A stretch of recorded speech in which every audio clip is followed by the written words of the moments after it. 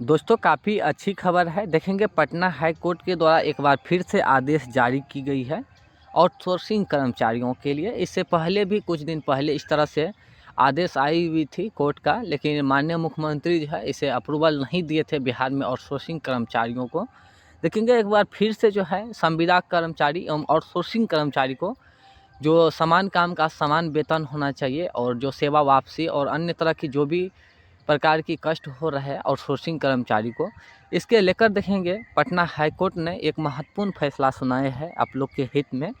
इसके बारे में समझ लेंगे। 9 फरवरी 2025 का ये स्टेटमेंट है। देखेंगे जानकारी दी गई है संविदा कर्मियों को नियमित करने का हाई कोर्ट ने दिया आदेश, मनमानी पर लगाई कड़ी फटकार। देखेंगे इसमें जानकारी दी गई है माननीय उच्च न्यायालय पटना के जस्टिस पूर्णेंदु सिंह ने 9 फरवरी 2025 के निर्णय में कहा है कि न्याय के लिए काम करने वाले जब सार्वजनिक क्षेत्र की संस्थाएं अस्थायी अनुबंधों का दुरुपयोग करती है तो न केवल हानिकारक प्रवृत्तियों को दर्शाता है बल्कि एक चिंताजनक मिसाल भी स्थापित करता है जो सरकारी संचालन में जनता के विश्वास को खत्म कर सकता है। अंतर्राष्ट्रीय श्रम संगठन ILO, जिसका भारत एक संस्थापक सदस्य है, ने लगातार रोजगार स्थिरता और श्रमिकों के साथ उचित व्यवहार का वकालत की है।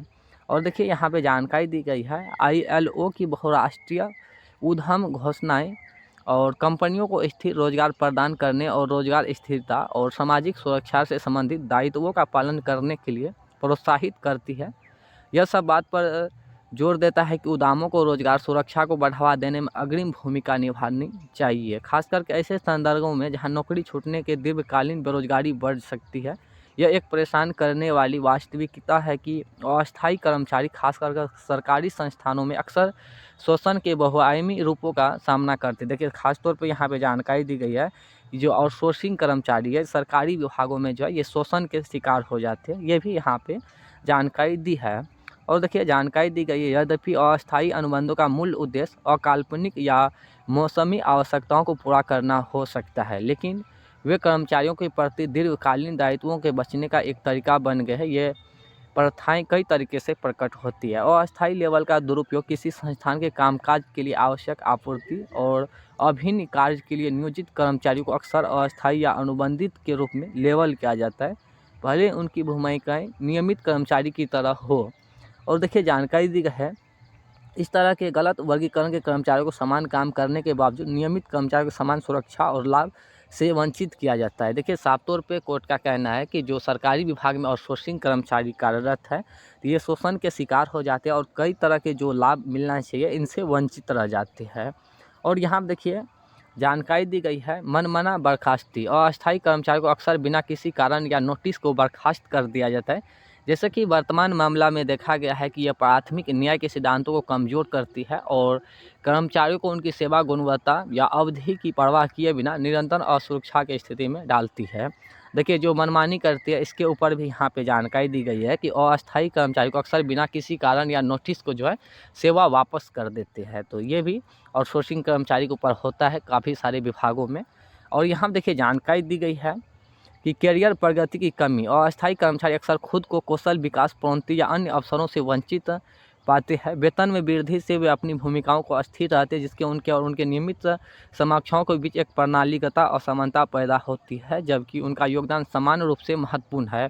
और यहाँ पे ये भी जानकारी दी गई है कि समय समय पर इन लोग की जो है वेतन वृद्धि नहीं हो पा रही है, तो कोर्ट का आदेश है कि जल्द से जल्द इन लोग की जो समय पे जो है यहाँ पे देखेंगे सैलरी वृद्धि होना चाहिए, और जो यहाँ पे बिना कारण जो है बिना नोटिस के जो है सेवा वापसी होती है इस पर भी अपील का प्रावधान होना चाहिए।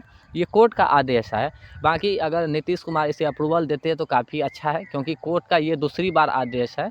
और यहाँ देखेंगे आउटसोर्सिंग कर्मचारी के बारे में कुछ कहा गया है कि आउटसोर्सिंग कर्मचारियों को ढाल के रूप में उपयोग करना संस्थाएं और अस्थायी कर्मचारियों द्वारा निभाई जाने वाली भूमिकाओं को आउटसोर्सिंग करने का सहारा ले रही है, जिसे शोषित श्रमिकों को एक समूह से दूसरे समूह से प्रभाव रूप से प्रतिस्थापित किया जा रहा है। ये प्रथा न केवल शोषण को बढ़ावा देती है बल्कि नियमित रोजगार की पेशकश करने को दायित्व को दरकिनार करने का एक जानबूझकर किया गया प्रयास भी दर्शाती है। देखिए जानकारी दी गई है कि जो अभी आउटसोर्सिंग प्रथा है बिहार में, जानकारी दी गई है कि आउटसोर्सिंग कर्मचारी काफ़ी सारे ऐसे नवयुवक हैं जिसको बेरोजगार कर देती है। और यहाँ पे देखिए जानकारी दी गई है कि बुनियादी अधिकारों और लाभों से वंचित करना, अस्थायी कर्मचारी को अक्सर पेंशन, भविष्य निधि, स्वास्थ्य बीमा और वेतन अवकाश जैसे मूलभूत लाभों से वंचित रखा जाता है, भले ही उनका कार्यकाल दशकों तक हो। सामाजिक सुरक्षा की ये कमी उन्हें और उनके परिवारों को अनावश्यक कठिनाई में डालती है, खास करके बीमारी, सेवानिवृत्ति या अप्रत्याशित परिस्थितियों में। मामले में इन विचारों के प्रकाश में हमारी राय में सरकार विभागों के निष्पक्ष और स्थिर रोजगार प्रदान करने में उदाहरण के रूप में नेतृत्व करना अनिवार्य है।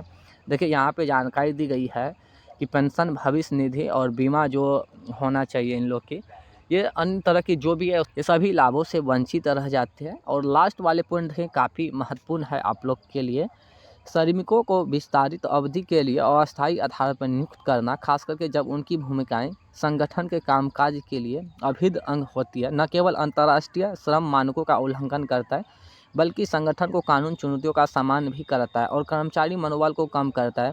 और यहाँ देखिए साफ तौर पर जानकारी दी गई है जो श्रमिक से काम ली जाती है, खास करके उनकी भूमिका संगठन कामकाज के लिए अग्रिम अंग होती है, न केवल अंतर्राष्ट्रीय श्रम मानकों का उल्लंघन करना होता है।